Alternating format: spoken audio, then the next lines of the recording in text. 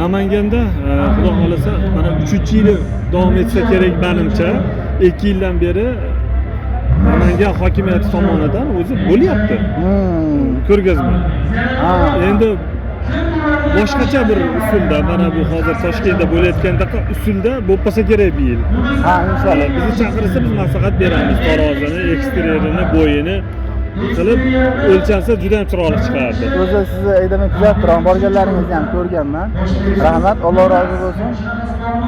Endi mana Arashanga qiziqadiganlarga, misol qaytlariga e'tibor berib olishda, Genetika qoniga, liniyasiga birinchi o'rinda. Liniyasiz qo'ydan bunaqa zo'r chiqib kelish qiyin. Liniyali oling, hech bo'lmasa bir tomon liniyali bo'lsin, bir tomon sog'liq liniyasiz bo'lsa ham. Shunday olib chiqib ketinglar. Eko'ni ham liniyasidan chiqaraman deb urinmanglar. Tayyor liniyali yo qo'chqor, asosan qo'chqor liniyali bo'lishi kerak, sog'liqni olib ketish. Sog'liq sudrab ketaveradi, shunda. Arzonroq yo'li shu. Men bitta sharpelingani o'zim ko'rgan edim, sharpelingni. O'sha siz aytgandek chatishgan yo sog'liq yo qo'chqor shu boshqa bo'lganda, Arashan bo'lmagan. Dumbasi qish chiqib qolgan edi.